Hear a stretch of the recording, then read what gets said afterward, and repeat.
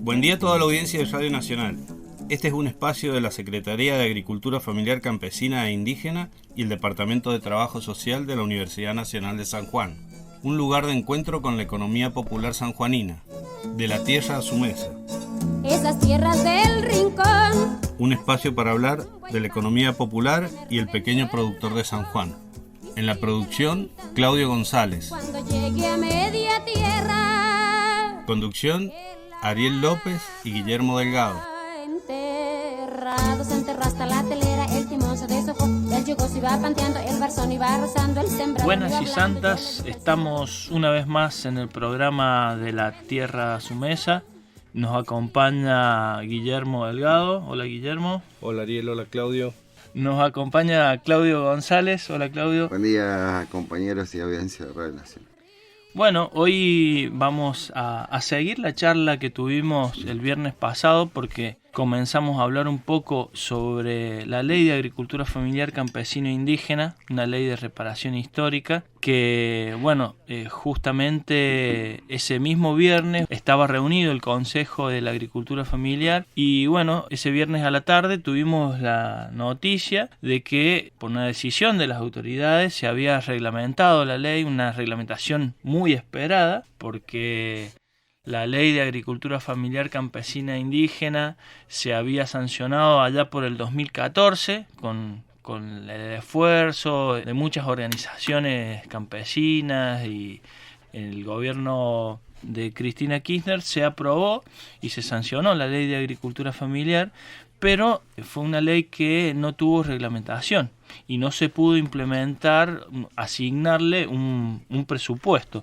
Así que el anuncio que hicieron el viernes pasado de la reglamentación, la verdad que nos alegró mucho, cayó muy bien a muchas organizaciones de agricultura familiar, porque además de la reglamentación se le asignó 100 millones de dólares para poder ejecutar la ley. Así que son muy buenas noticias. Se hizo un acto en el CCK en Buenos Aires, tuvo la presencia de Alberto Fernández, del presidente, del ministro de Agricultura, Ganadería y Pesca de Nación, Julián Domínguez. Así que fue un acto importante en donde se hicieron anuncios importantes y que creo que esta ley, que de alguna manera se podía aplicar a algunos artículos, pero algunos otros necesitaban la reglamentación, va a servir como una herramienta fundamental para el sector con el que se viene trabajando. Un poco para darle un marco a este programa, tener algunos datos importantes que nos puedan demostrar por qué la Ley de Agricultura Familiar es tan importante, por qué se le dice que es una ley de reparación histórica. Así que ahí Guille nos ha traído unos datos que están interesantes como para tomar dimensión de qué hablamos cuando hablamos de agricultura familiar y de organizaciones campesinas. Sí, Ariel. Una de las cuestiones que tenemos que tener en cuenta cuando hablamos de agricultura familiar es que en general la mano de obra que se utiliza es familiar y muy ocasionalmente se contrata a alguien. Y el tipo de producción que tiene la agricultura familiar está relacionada a la producción animal, vegetal, a la agroindustria, a la artesanía. Ahora, considerando este tipo de explotación, podríamos decir que más del 90% de las explotaciones que hay en el mundo son de la agricultura familiar. Son agricultores familiares, más del 90%, ¿no? Es muchísimo. Uh-huh. Y este 90% produce el 80% de los alimentos a nivel global.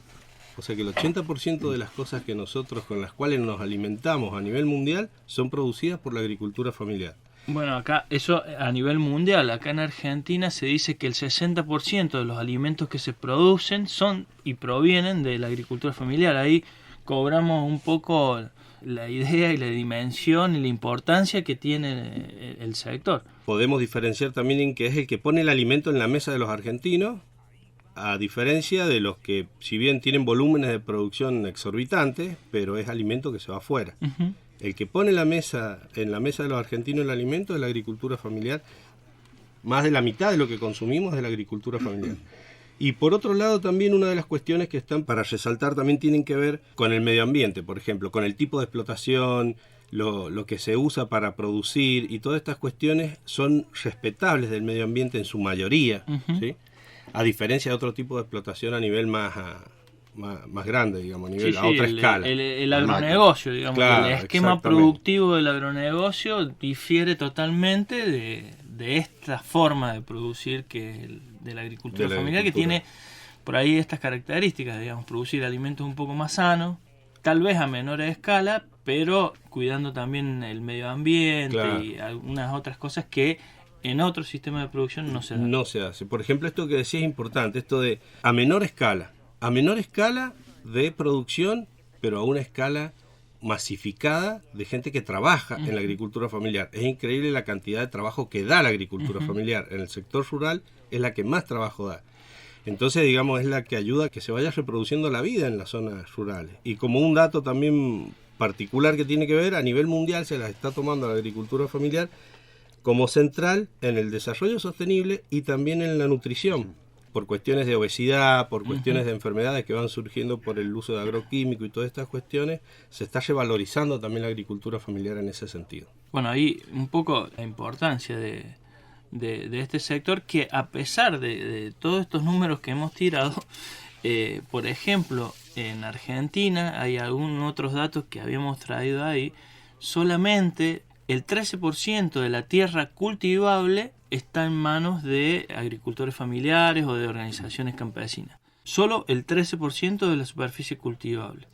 Y si nos vamos a la otra matriz productiva, al agronegocio, el 1% de las empresas agrícolas concentran el 36% de la tierra cultivable de la Argentina.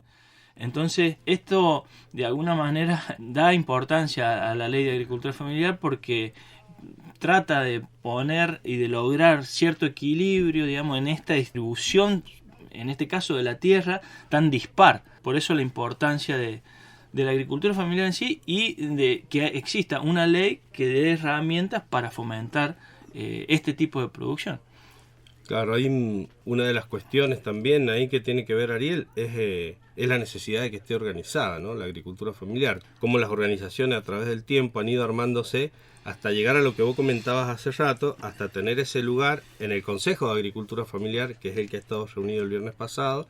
Por ahí si alguien no lo sabía, pero bueno, en ese consejo están representadas todas las organizaciones de la agricultura familiar a nivel nacional y podríamos decir, después de haber trabajado mucho tiempo con el sector, que trata de ser lo más representativa posible, mucho más que otros sectores a veces, en que sus representantes son realmente agricultores familiares.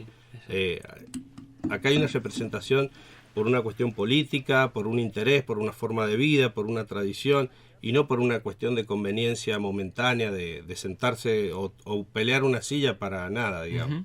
Exacto, sí, y es un espacio de diálogo que es necesario, digamos, o sea, que el Estado esté en ese diálogo constante con las organizaciones y que las organizaciones puedan de alguna manera dar a conocer cuáles son sus problemas, cuáles son sus aspiraciones, cuáles son sus ideas, digamos, cómo generar entre el sector de la agricultura familiar y el Estado políticas públicas que vayan en pos del desarrollo de esta forma de producir que recién hablábamos. Por eso yo quería hablar un poquito, no sé si vos, Claudio, querías decir algo de No, de esto. coincido con lo que están hablando, me parece interesante también profundizar, digamos, el tema de la ley que contempla, ¿no? Porque hemos hablado de producciones, hemos hablado de tierra y también toda la cuestión que tiene que ver con esas técnicas de producción, ¿no? Y también pensar que hay instituciones, como decía Guille, que vienen trabajando hace mucho con las organizaciones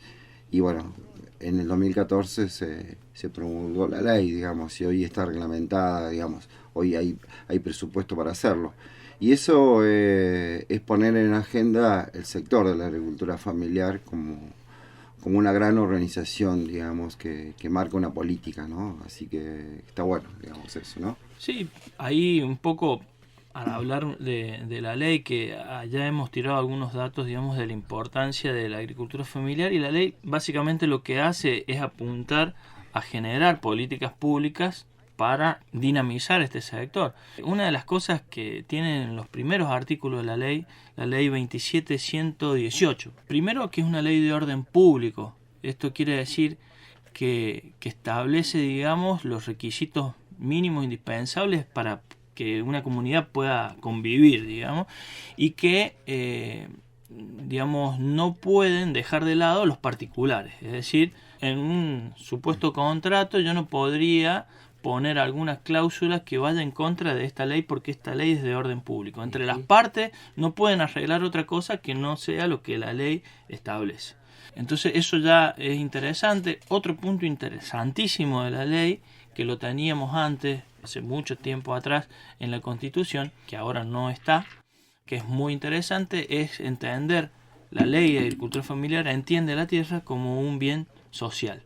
Digamos, la tierra de alguna manera la pone en otro lugar, digamos, fuera de esta lógica mercantilista, digamos, que generalmente tiene la tierra, y la pone en un estatus superior, que es la tierra como un bien social necesario para el desarrollo, en este caso para el desarrollo de las comunidades, de los campesinos y las organizaciones. Si yo quiero explotar, quiero poner, no sé, trigo, se me ocurre poner trigo, por decir de alguna manera, ¿no? Acá en Hachal, y producir con agroquímicos que pueden contaminar el aire, el agua, la misma forma de producción va desgastando el suelo, lo va dejando estéril. O sea, entonces ahí es cuando esta cuestión toma relevancia, ¿no? En decir, bueno, la tierra es un bien social, no porque yo lo haya alquilado o lo haya comprado, lo voy a destruir. Exacto, o sea, exacto. Sí, rompe con la lógica del sentido de la propiedad en un sentido absoluto. Uh-huh. Entonces, y entran a jugar otros valores que tienen que ver con priorizar el bien común y el bienestar de toda la sociedad, no de una solo o de un sector. Yo creo que eso ya hace que la ley, ese solo artículo, sea una ley sí, muy ¿no? interesante. No, y me parece también importante, vos, bueno, Ariel, que has estado trabajando de lleno en esta ley nacional, también hay una ley provincial, digamos. Eso, a ver, el Consejo Nacional de la Agricultura Familiar Campesina Indígena está descentralizado en las provincias, en este caso, que también tienen que formarse consejos, porque, a ver, la provincia de Jujuy tiene una problemática distinta de producción a San Juan o a Santa Cruz. Entonces, la ley establece descentralizar los consejos y también poner ese Consejo Nacional en cada provincia y discutir las políticas, lo que está pasando en la agricultura familiar en cada territorio, que eso también está bueno. Digo, desde la ley provincial también, que nosotros hemos peleado para que se reglamentara, digo, también puede estar atada a este gran presupuesto que se ha aprobado, ¿no? Eso Sí. por ahí que dice Claudio, que también lo nombraba hace rato, me parece muy importante el tema de poner los temas en agenda, o sea, la importancia del Consejo para poner temas en agenda de gobierno. Por ahí uno no se da cuenta, qué sé yo, en mi caso, por ejemplo, de que de pasar de algo que se puede considerar un problema social a que esté en la agenda de gobierno, hay todo un camino, y ese camino se hace desde la lucha, desde el diálogo, desde estar representado legítimamente. La verdad que sí, es algo que hay que tener, es algo central de la ley, digamos. Por eso la ley que crea, digamos, este Consejo Nacional de la Agricultura Familiar es fundamental, digamos, es ahí el espacio de diálogo donde se construye entre organizaciones y Estado. Digo, Marco, es un derecho, digamos, y eso está bueno, pelear en esa línea, ¿no? Sí, la importancia de tener esta instancia de diálogo y de encuentro entre las organizaciones campesinas y el Estado es fundamental. La ley lo contempla, la ley nacional lo contempla, la ley provincial también habla de un consejo de la agricultura familiar.